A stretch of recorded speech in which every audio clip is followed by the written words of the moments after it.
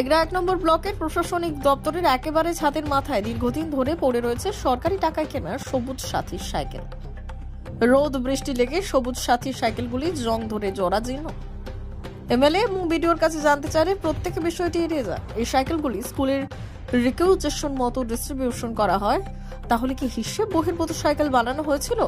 এগুলোকে জং ধরিয়ে কিলো হিসেবে বিক্রি করার কোনো ছক কষেছিল? এই গাফিলতির পেছনে কে বা কারা রয়েছে?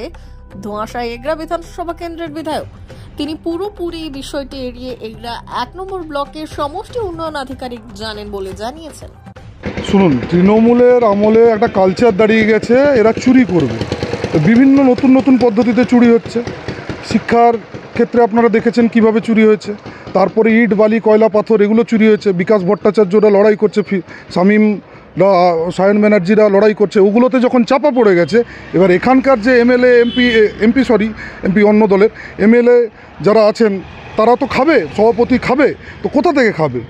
সাইকেলটা না দিয়ে পরে রেখে দাও, লোহা কাপড়ের দামে বিক্রি করে দেয়। শুধু সাইকেল না, এরকম বহু জিনিস এরা বিভিন্ন জায়গায় ফেলে রাখছে এবং সেখান থেকে নতুন নতুনভাবে কীভাবে পয়সা কামানোর উপায়, সেই পয়সা কামানোর উপায় এরা বার করছে। সাধারণ মানুষ এখন বুঝে গেছে, তৃণমূল কেউ আর মাথা উঁচু করে বলে না যে আমি তৃণমূল করি। তৃণমূল করাটা এখন কোনো গর্বের ব্যাপার না। তৃণমূল রাস্তায় বেরোতে পারে না, লুকিয়ে লুকিয়ে এখন এদেরকে কিছু চুরি করতে হচ্ছে। চুরি করে কিছু কামিয়ে নেব, চলে যাওয়ার সময় হয়েছে। এই কামিয়ে নেওয়ার যে রাজনীতি, সেটা তৃণমূল করছে। আর আপনারা, আমি শুনলাম এটা আমাদের কানেও এসেছে। আমরা এর ব্যবস্থা নেব এবং আমরা ব্যবস্থা নেওয়ার জন্য যা যা ব্যবস্থা গ্রহণ করছি, আমাদের রাজনৈতিক স্তরে সিপিএমের আমলে ডিওয়াইএফআই থেকে আমরা ব্যবস্থা গ্রহণ করব এবং সাধারণ মানুষ কিন্তু এটা জানছে। এরপর তৃণমূলের নেতাদেরকে মানুষ কলার ধরে জিজ্ঞেস করবে যে এই ধরনের সাইকেল কেন ওখানে পড়ে থাকছে, কেন যেটা আমাদের সরকারি সম্পত্তি সেগুলো কেন মানে একটা জায়গায় পড়ে থাকছে, তার ইউটিলাইজেশন হচ্ছে না। চুরির এই পদ্ধতি আর চলবে না। তৃণমূলকে মানুষ কলার চেপে ধরেছে, তৃণমূলের শ্বাসরোধ হবেই। তৃণমূল শেষ, ফিনিশ।